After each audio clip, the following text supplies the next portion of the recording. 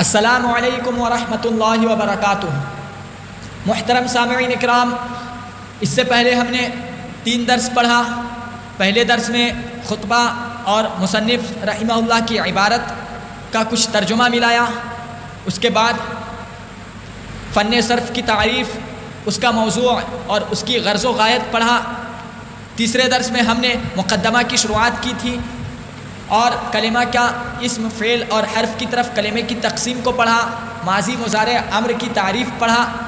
اب آج کے درس میں ہم فعل کی تقسیم، فعل ماضی، فعل مضارع کی تقسیم معروف و مجہول کی طرف اسے پڑھیں گے۔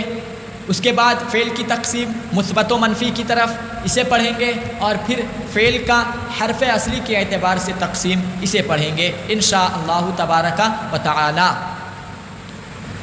آئیے عبارت پڑھتے ہیں۔ مصنف نے فرمایا ماضی و مضارع اگر نسبت فعل درا بفاعل یعنی کنندہ کار باشد معروف باشد، چوں ضربا زد آیک مرد و یضرب می زند یا خواہد زد آیک مرد۔ اس عبارت کے ذریعے سے مصنف رحمہ اللہ فعل کی تقسیم کر رہے ہیں معروف اور مجہول کی طرف۔ اس بات کو جان لیجئے کہ فعل چاہے ماضی ہو، چاہے مضارع ہو، چاہے امر ہو، اس کا فاعل ضرور ہوتا ہے۔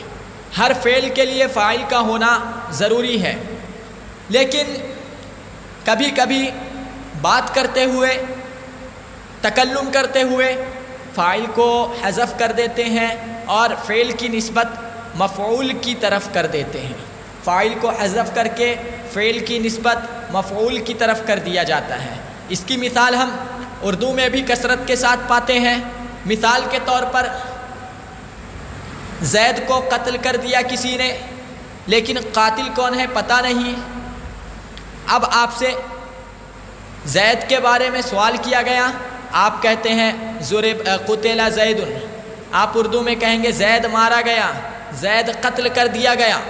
تو ہم نے یہاں پہ فاعل کو حذف کر دیا، فاعل ذکر نہیں کیا، اور مارنا، قتل کرنا جو ایک فعل تھا اس کی نسبت ہم نے مفعول کی طرف کر دیا۔ اردو میں بھی ہم اس کی مثال کثرت کے ساتھ پاتے ہیں۔ تو فعل کو فاعل کی طرف نسبت کیے بغیر اس کی نسبت مفعول کی طرف کر دینا، اسی کو ہم مجہول کہتے ہیں۔ اور اگر فعل کی نسبت فاعل ہی کی طرف کیا جائے، فاعل کو ذکر کیا جائے اپنے کلام میں، تو اسے ہم معروف کہتے ہیں۔ اسی بات کو مصنف نے اپنی عبارت میں ذکر کیا ہے، ترجمہ دیکھ لیجئے۔ فرمایا ماضی و مضارع اگر نسبت فعل درا بفاعل یعنی کنندہ کار باشد معروف باشد، ماضی اور مضارع اگر فعل کی نسبت ان میں فاعل کی طرف ہو یعنی کہ کام کرنے والے کی طرف ہو تو معروف ہوگا۔ چوں ضربا زد آیک مرد و یضرب می زند یا خواہد زد آیک مرد، جیسے کہ ضربا اس ایک مرد نے مارا، یضرب مارتا ہے یا مارے گا وہ ایک مرد۔ غور کیجئے ان دونوں فعلوں میں جو کرنے والا تھا، جو فاعل ہے، اس کا ذکر کیا گیا ہے، جس کو اردو میں ہم وہ کے ذریعے سے تعبیر کر رہے ہیں، وہ کے ذریعے سے بیان کر رہے ہیں کہ وہ ایک مرد نے مارا، اس ایک مرد نے کیا، یضرب وہ ایک مرد مارتا ہے یا مارے گا۔ اور عربی میں اس کا فاعل وہی ضمیر ہے جو اس کے اندر پوشیدہ ہے، کہ ضربہ کے اندر ہوا ضمیر پوشیدہ ہے اور یضرب کے اندر بھی ہوا ضمیر پوشیدہ ہے۔ اور مجہول کسے کہتے ہیں؟ فرمایا و اگر بمفعول باشد یعنی آکے کار برو واقع شدہ باشد مجہول بود، مجہول بود۔ اور اگر فعل کی نسبت مفعول کی طرف ہو یعنی کہ اس کی طرف جس پر فعل واقع ہوا تو مجہول ہوگا، جیسے ضربا زدہ شد آیک مرد و یضرب زدہ می شود یا زدہ خواہد شد آیک مرد، جیسے کہ ضربا وہ ایک مرد مارا گیا، یضرب وہ ایک مرد مارا جاتا ہے یا مارا جائے گا۔ آپ ان دونوں مثالوں میں غور کریں تو آپ کو پتہ چلے گا کہ جس کو مارا گیا ہے، جس پر پٹائی ہوئی ہے، جس پر مارنا فعل واقع ہوا ہے، اس کی طرف فعل کی نسبت کر دی گئی ہے، ضرب کی نسبت، مارنے کی نسبت اس کی طرف کر دی گئی ہے، لیکن جو مارنے والا ہے، جو فاعل ہے، اسے ذکر نہیں کیا گیا، اسے حذف کر دیا گیا ہے۔ تو لہذا مصنف نے جو کہا کہ اگر فعل کی نسبت مفعول کی طرف کر دیا جائے، جس پر فعل واقع ہوا ہے اس کی طرف کر دیا جائے تو وہ مجہول ہوگا۔ آپ کو یہ مثالوں میں نمایاں طور پر دکھ رہا ہوگا۔ آگے مصنف نے ایک اور عبارت ذکر کیا کہ وہ امر مذکور نمی باشد، مگر معروف امر ہمیشہ معروف ہی ذکر کیا جاتا ہے۔ اس کو سمجھنے سے پہلے ایک مقدمہ سمجھ لیں۔ فعل امر یہ کبھی معروف کی شکل میں بھی لایا جاتا ہے اور کبھی مجہول کی شکل میں بھی لایا جاتا ہے۔ جنہوں نے میزان پڑھا انہیں معلوم ہوگا کہ فعل امر معروف کی شکل میں بھی آتا ہے اور مجہول کی شکل میں بھی آتا ہے۔ فرق یہ ہے کہ فعل امر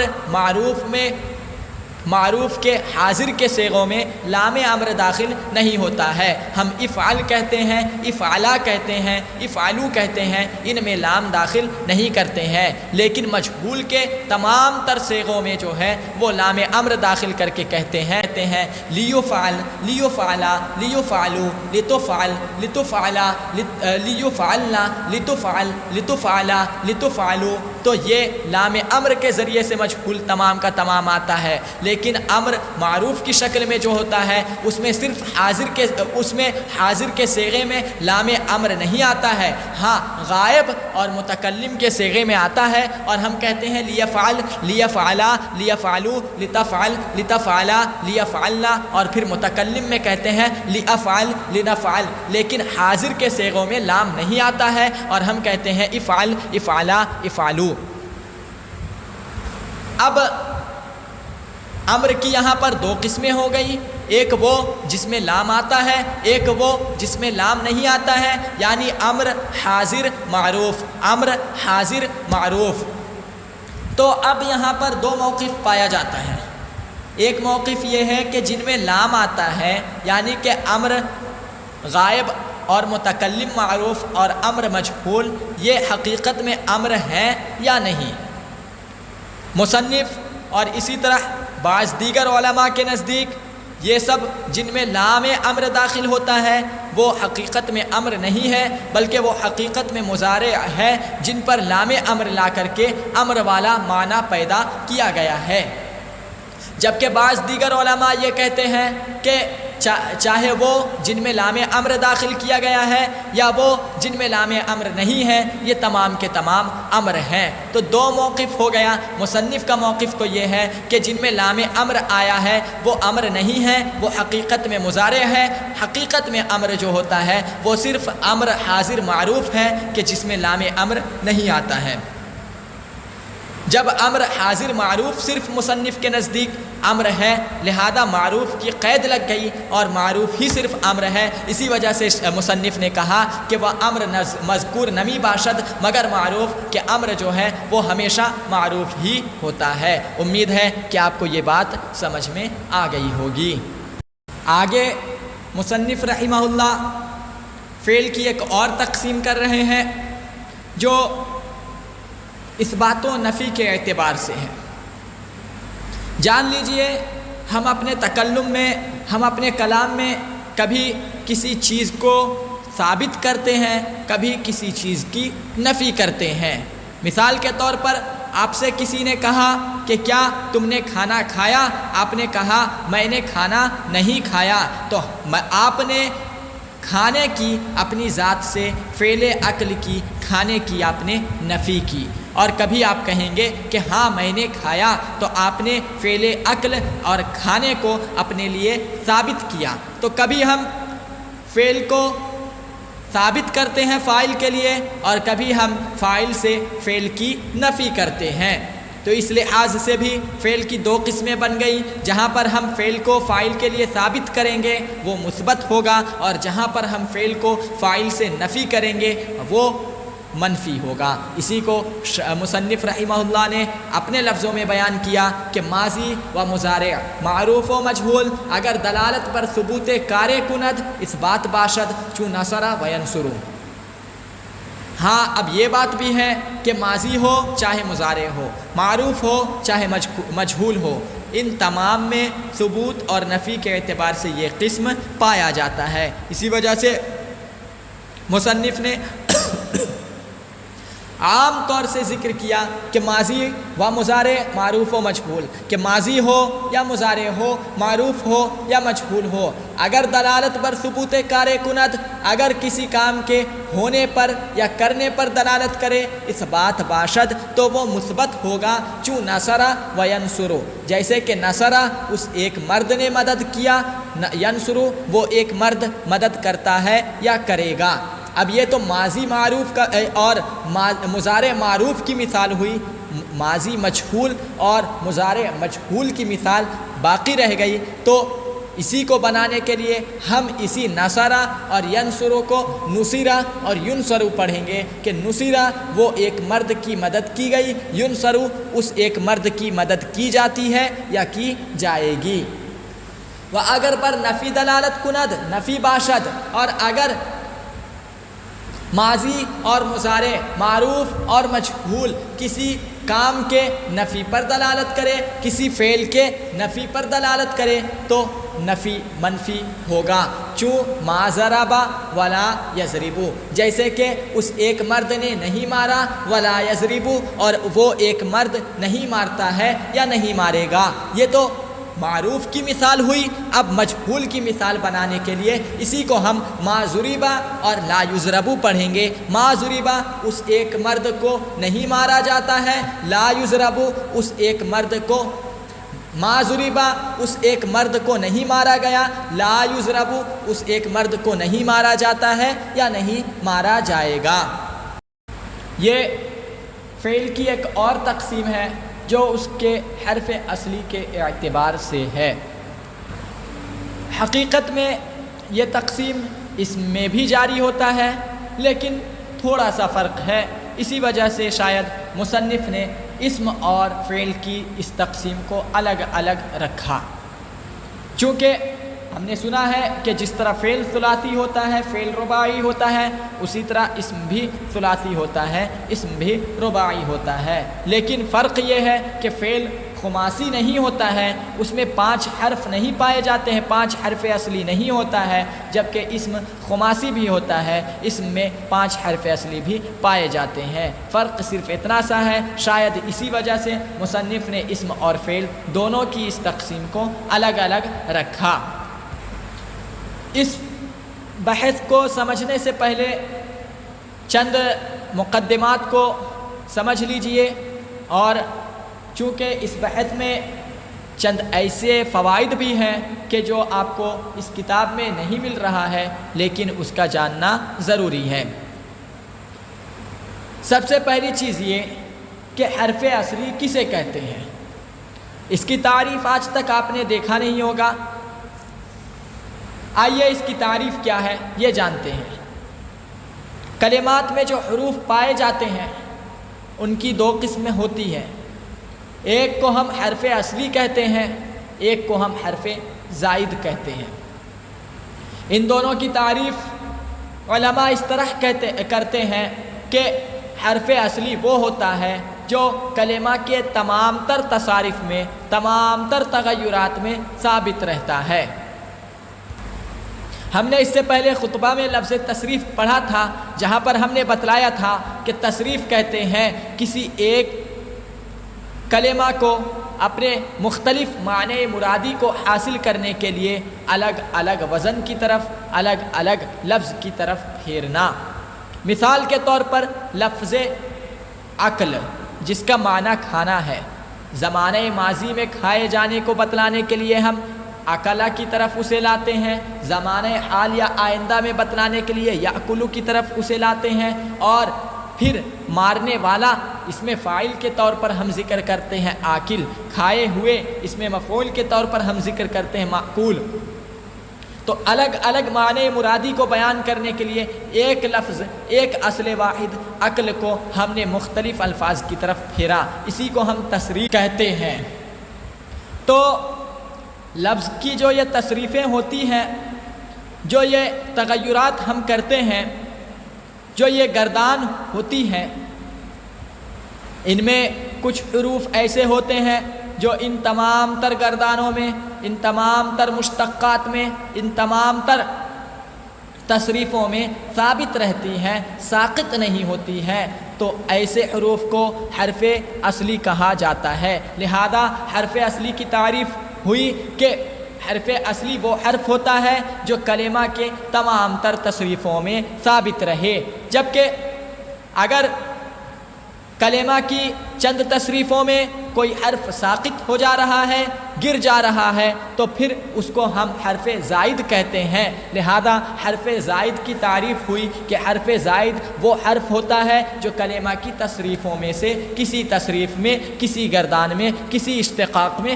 گر جائے، کسی اشتقاق میں ساقط ہو جائے۔ مثال دیکھیے، ہم کتب یکتب کی صرف صغیر کرتے ہیں تو ہم کہیں گے کتب یکتب کتابۃ فہو کاتب وکتب یکتب کتابۃ فہو مکتوب الامر منہ اکتب والنہی عنہ لا تکتب الظرف منہ مکتب والآلۃ منہ مکتب ومکتبۃ ومکتاب الی آخرہا۔ اب یہاں پر دیکھیے، تین ایسے حرف ہیں جو ان تمام گردانوں میں، ان تمام مشتقات میں ثابت ہیں، اور وہ کاف، تا، با ہیں، جبکہ کچھ ایسے حروف ہیں جو بعض میں آ رہے ہیں، بعض میں ساقط ہو جا رہے ہیں۔ جیسے اس میں فاعل کاتب ہم نے پڑھا، کاتب میں الف پایا گیا تھا، لیکن پھر جب ہم اس میں مفعول کی طرف گئے یا پھر ہم اس فعل مضارع مجہول کی طرف گئے تو اب وہ الف ساقط ہو گیا، اور پھر یکتبو میں یا آ گیا، مکتوبن آیا تو اس میں میم آئی، اور پھر ہم اس کے بعد جو ہے اس کے بعد ہم امر کی طرف گئے تو وہ میم بھی ساقط ہو گیا۔ تو کچھ ایسے حروف ہیں جو چند تصریفوں میں پائے جا رہے ہیں، اور پھر آگے ہم بڑھ رہے ہیں یا پیچھے دیکھ رہے ہیں تو وہ ہے ہی نہیں، ایسے حروف کو حرف زائد کہیں گے، اور جو تمام میں ہیں جیسے کہ کاف، تابا، وہ حرف اصلی ہوا۔ امید ہے کہ آپ کو حرف اصلی اور حرف زائد کی یہ تعریف اور ان کے درمیان امتیاز حاصل ہو گیا ہوگا۔ جب آپ نے یہ بات پہچان لی تو اب جو حرف اصلی ہوتا ہے، جو کلمہ کے تمام تر تصریفوں میں، تمام تر مشتقات میں ثابت رہتا ہے، وہ حرف اصلی کے اعتبار سے فعل کی جو ہے وہ دو قسم بنتی ہے۔ مصنف نے فرمایا فعل با اعتبار تعداد حرف اصلی بر دو قسم است، ثلاثی و رباعی۔ فعل حرف اصلی کی تعداد کے اعتبار سے دو قسم پر ہے، ثلاثی اور رباعی۔ دو قسمیں ہیں ثلاثی اور رباعی۔ اگر فعل میں 3 حرف اصلی ہیں تو وہ ثلاثی ہوگا، اور اگر 4 حرف اصلی ہیں تو وہ رباعی ہوگا۔ مصنف نے دونوں کی مثالیں دی ہیں۔ ثلاثی کی مثال جیسے نصرہ ینصرو، آپ غور کریں اور ان کی تصریفوں میں دیکھیں تو پتہ چلے گا کہ 3 ایسے حرف ہیں جو تمام تر تصریفوں میں ثابت رہتے ہیں۔ ہم گردان کرتے ہیں نصر ینصر نصرا فهو ناصر ونصر ينصر نصرا فهو منصور الامر منه انصر والنهي عنه لا تنصر الى آخرہ۔ تو آپ دیکھیے یہاں 3 ایسے حرف پائے جا رہے ہیں جو تمام تر تصریفوں میں ثابت ہیں، اور وہ نون صاد را ہے۔ ان کے علاوہ جو بھی حروف بڑھ رہے ہیں کہیں تو وہ پھر گر بھی جا رہے ہیں، تو لہذا وہ حرف اصلی نہیں ہوں گے بلکہ زائد ہوں گے۔ پتہ چلا کہ حرف اصلی صرف 3 ہیں اور وہ نون صاد را ہے۔ اسی طرح رباعی کی مثال دیے کہ بعثرا یبعثرو، ان کی گردان بھی آپ کریں گے تو ان کے تصریفوں میں 4 حرف ایسے ملیں گے جو ہمیشہ پائے جائیں گے، جو ساقط نہیں ہوں گے، اور وہ با، عین، سا اور را ہے۔ اس کے علاوہ جو بھی حرف کسی گردان میں آ رہے ہیں تو پھر وہ ساقط بھی ہو جا رہے ہیں، لہذا وہ حرف زائد ہوگا، اصلی نہیں ہوگا۔ آگے پھر یہ جو ثلاثی اور رباعی دو قسم حاصل ہوئی، ان کی بھی دو قسمیں ہوتی ہیں، ایک مجرد اور دوسرا مزید فی۔ اگر فعل ایسا ہے کہ جس کے ماضی میں صرف حرف اصلی ہی ہے، اس پر کوئی حرف زائد نہیں پایا جا رہا ہے، تو اس کو ہم مجرد کہتے ہیں، اور اگر ایسا ہے کہ جس کے ماضی میں کوئی حرف زائد ہے تو پھر اسے ہم مزید فی کہتے ہیں۔ یہ بات دھیان رہے کہ اعتبار ماضی کا ہوتا ہے، مضارع کا نہیں ہوتا ہے۔ اگر ماضی میں حرف زائد نہیں تو مجرد، اور اگر زائد ہے تو مزید فی ہوگا۔ پتہ چلا کہ اس فعل کی دو قسمیں بنتی ہیں، ثلاثی اور رباعی، پھر ان دونوں کی آگے دو قسمیں بنتی ہیں، مجرد اور مزید فی، تو کل ملا کر کے چار قسمیں ہو گئی، فعل ثلاثی مجرد، فعل ثلاثی مزید فی، فعل رباعی مجرد، فعل رباعی مزید فی۔ یہاں تک ترجمہ دیکھ رہے، فرمایا ثلاثی آنکھ سے حرف اصلی درو باشد، ثلاثی وہ ہے جس میں تین حرف اصلی ہوں، چون نصرہ و ینصرو، جیسے نصرہ اور ینصرو۔ و رباعی آنکھ چار حرف اصلی درا باشد، اور رباعی وہ ہے جس میں چار حرف اصلی ہوں، چون بعثرہ و یبعثرو، جیسے بعثرہ اور یبعثرو۔ و ہر یک آزی، ہر دو یا مجرد باشد کہ جزء حروف ثلاثہ یا اربعہ اصلی زیادتی در ماضی نداشتہ باشد، یا مزید فی کہ در ماضی زیادت بر حروف اصلی باشد۔ اور ان دونوں میں سے ہر ایک یا مجرد ہوگا کہ جس کے ماضی میں تین حرف اصلی یا چار حرف اصلی کے علاوہ کوئی زیادتی نہ ہو، یا مزید فی ہوگا کہ جس کے ماضی میں حرف اصلی پر کوئی زیادتی ہو۔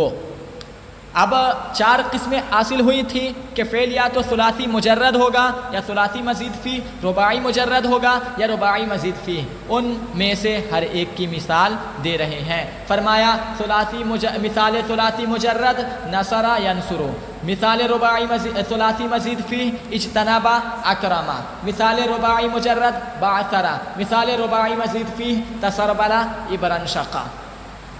ثلاثی مجرد کی مثال نصرہ ینصرو ہے، ثلاثی مزید فی کی مثال اجتنبا اور اکرما ہے، رباعی مجرد کی مثال بعثرہ ہے، اور رباعی مزید فی کی مثال تسربلا اور ابرن شقا ہے۔ حرف اصلی اور حرف زائد کے درمیان تمیز اور فرق کرنے اور پہچاننے کا جو طریقہ آپ کو بتلایا گیا کہ اگر تمام تر تصریفوں میں جو ثابت رہتا ہے وہ حرف اصلی ہوگا، اور جو کسی ایک تصریف میں بھی گر جائے وہ اور ساقط ہو جائے تو وہ حرف زائد ہوگا۔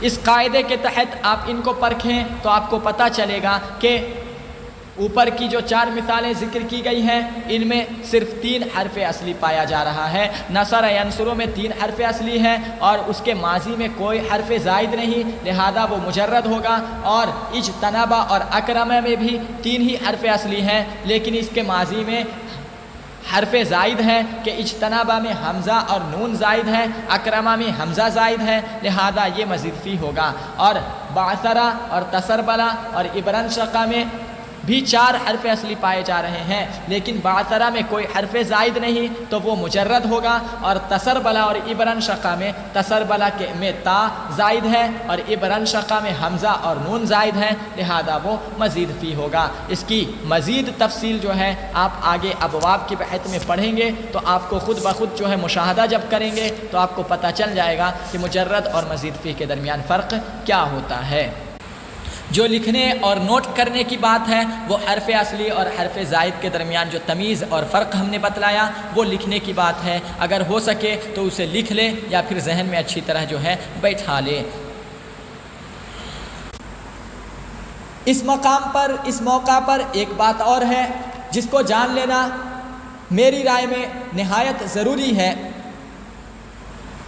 وہ یہ کہ کلمہ کا وزن کس طرح کیا جاتا ہے، اس کا طریقہ کیا ہے۔ ہم ضربہ کو کہتے ہیں کہ یہ فعالہ کے وزن پر ہے، یضربو یا فعلو کے وزن پر ہے، اجتنبا افتعالہ کے وزن پر ہے۔ یہ جو ہم وزن کرتے ہیں یہ کس طرح ہوتا ہے، اس کا طریقہ کیا ہے۔ بہت سارے طالب علم صرف میں ماہر ہوتے ہیں لیکن انہیں اس کا طریقہ جو ہے وہ بالکلیہ معلوم نہیں ہو پاتا ہے۔ وجہ یہ ہے کہ ہم علم الصیغہ تک اپنے علم صرف کے سفر کو ختم کر دیتے ہیں، اور علم الصیغہ میں بالتصریح صراحت کے ساتھ یہ بات ہمیں ملتی ہی نہیں ہے، جس سے ہم اس بات سے غافل رہ جاتے ہیں۔ اسی وجہ سے اس موقع پر وزن کا طریقہ جو ہے اس کو جان لینا ضروری ہے۔ تو وزن کا طریقہ یہ ہے کہ جو حرف اصلی اول ہے اس کی جگہ پر ہم فا کو رکھتے ہیں، جو حرف اصلی ثانی ہے اس کی جگہ پر ہم عین کو رکھتے ہیں، اور جو حرف اصلی ثالث ہے اس کی جگہ پر ہم لام کو رکھتے ہیں، اور ان پر وہی حرکت جاری کرتے ہیں جو حرف اصلی میں تھا۔ باقی رہ گئے حروف زائد جو کلمے میں پائے جائیں تو ان کی دو حالتیں ہوتی ہیں۔ ایک تو یہ کہ وہ مکرر نہیں ہوتے ہیں، تکرار کے ساتھ نہیں آتے ہیں، اور ایک یہ کہ وہ مکرر ہوتے ہیں، تکرار کے ساتھ آتے ہیں۔ اگر تکرار کے ساتھ نہیں آئیں گے تو انہی کی حالت میں چھوڑ دیں گے اور اسی طرح جو ہے وزن میں لائیں گے۔ مثال کے طور پر اجتنبا ہم نے پڑھا تو یہاں پر 3 حرف اصلی ہیں، جیم، نون اور با۔ تو جیم کی جگہ پر ہم فا لائیں گے، نون کی جگہ پر ہم عین لائیں گے، اور با کی جگہ پر لام لائیں گے۔ اب باقی رہ گیا حمزہ اور نون، تو یہ دونوں حروف زائد میں سے ہیں اور مکرر بھی نہیں ہے، تکرار کے ساتھ بھی نہیں پائے گئے ہیں، لہذا ان کی حالت میں چھوڑ دیں گے، اور اب وزن ہمارا بن جائے گا افتعالا۔ اسی طرح اکرما کو دیکھ لیں، اکرما میں کاف را میم حرف اصلی ہے، حمزہ زائد ہے تو ہمیں کاف کی جگہ پر فا لانا ہے، را کی جگہ پر عین اور میم کی جگہ پر لام، اور حمزہ کو اسی کی حالت میں چھوڑ دیں گے تو افعلا ہو جائے گا۔ باقی رہ گئی بات کہ جب حرف زائد جو ہے وہ مکرر ہو، تکرار کے ساتھ پایا گیا ہو کلمہ میں، تو اس صورت میں وہ جس کلمہ کے مقابل میں پایا جا رہا ہے، جس حرف اصلی کے ساتھ پایا جا رہا ہے، اسی کے ساتھ ہم اسے تعبیر کریں گے۔ مثال کے طور پر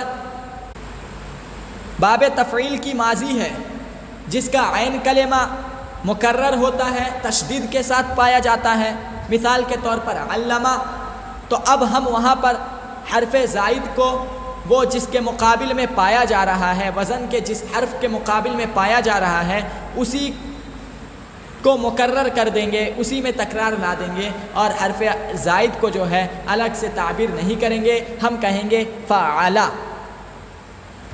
اسی طرح ایک اور مثال، ایک کلمہ ہے جلبابہ، جلبابہ، اس میں آخر میں 2 با پایا جا رہا ہے لیکن 1 با زائد ہے، باوجود یہ کہ ہم اسے با کے ساتھ تعبیر نہیں کریں گے، حرف زائد ہے پھر بھی ہم با کے ساتھ تعبیر نہیں کریں گے، بلکہ وہ جس کے مقابل میں پایا جا رہا ہے اسی کو تکرار کے ساتھ لائیں گے اور کہیں گے فعلالہ، فعلالہ، چونکہ با کے مقابل میں وہ پایا جا رہا ہے تو اور با لام کلمہ ہے تو لام ہی کو ہم مکرر کر دیں گے اور کہیں گے جلبابہ فعلالہ کے وزن پر ہے۔ پتہ چلا کہ حرف اصلی اگر مکرر نہ ہو تو جو حرف اصلی ہے وزن میں بھی وہی لائیں گے، لیکن اگر مکرر ہو تو جس کے مقابل میں وہ مکرر ہے وزن کے اس کلمہ کو بھی ہم تکرار کے ساتھ لائیں گے۔ یہ تو ثلاثی کی بات ہو گئی۔ بات رہی رباعی کہ اس کا وزن کس طرح کیا جاتا ہے یا خماسی، تو جان لیجئے کہ رباعی کے وزن کرنے کا طریقہ یہ ہے کہ فا عین لام کے بعد ہم ایک اور لام بڑھا دیتے ہیں اور خماسی میں ایک اور لام بڑھا دیتے ہیں، لہذا رباعی میں 2 لام پایا جاتا ہے اور خماسی میں 3 لام۔ مثال کے طور پر بعثرہ یہ رباعی ہے تو اس کے وزن کرنے میں فا عین لام تو پہلے سے 3 حرف تھا ہی، ایک اور لام ہم بڑھا دیں گے 4 حرف ہو جائے گا اور کہیں گے بعثرہ فعلالہ کے وزن پر ہے۔ تسربلہ کا وزن آپ بنائیے، تو اس میں حرف اصلی جو سب سے پہلا ہے اس کے مقابل میں فا لائیے. سب سے پہلا سین ہے تو اس کے مقابل میں ہم فا لائیں گے. دوسرا حرف اصلی را ہے, اس کے مقابل میں عین لائیں گے. تیسرا حرف اصلی با ہے, اس کے مقابل میں لام لائیں گے. اور چونکہ یہ رباعی ہے, ایک اور حرف اصلی بڑھ گیا تو اس کے مقابل میں ایک اور لام بڑھا دیں گے. اور باقی رہ گیا تا, تو تا حرف زائد ہے جو مکرر بھی نہیں ہے, تکرار کے ساتھ بھی نہیں پایا گیا ہے, لہذا اسے وزن میں بھی اسی حالت میں چھوڑ دیں گے. اور اب ہمارا وزن بن جائے گا تفعللا. تفعللا, سین کے مقابل میں فا, را کے مقابل میں عین, با کے مقابل میں لام اور لام کے مقابل میں لام, بن جائے گا تفعللا. اسی طرح عبران شقہ میں حمزہ اور نون زائد ہے, باقی با را شین قاف یہ حرف اصلی ہے. با کے مقابل میں فا لائیے, را کے مقابل میں عین لائیے, شین کے مقابل میں لام لائیے اور قاف کے مقابل میں ایک اور لام لے آئیے. اور حمزہ اور نون حرف زائد ہے اور مکرر نہیں ہے, لہذا انہیں ان کی حالت میں چھوڑ دیجئے. بنے گا اف عن لالا. اف عن لالا. وزن کرنے کا یہ طریقہ ہے, اس کو یاد رکھنا ہر ایک صرف کے طالب علم کے لیے نہایت ضروری ہے, اشد ضروری ہے. آپ اس کا پریکٹس کریں اور کلمات میں اس کو جاری کر کے دیکھیں. انشاءاللہ ہم آگے بھی چند کلمات میں اس کا اجرا کریں گے اور جاری کر کے دیکھیں گے کہ کس طرح جو ہے وزن صرفی ہم بناتے ہیں. درس یہیں پر اختتام پذیر ہوتا ہے. اللہ تبارک و تعالی سے دعا ہے کہ ہم نے جو پڑھا اللہ رب العزت اسے ہمارے سینوں اور ہمارے ذہنوں میں اتار دے. آمین بجاہ النبی الکریم. السلام علیکم ورحمۃ اللہ وبرکاتہ.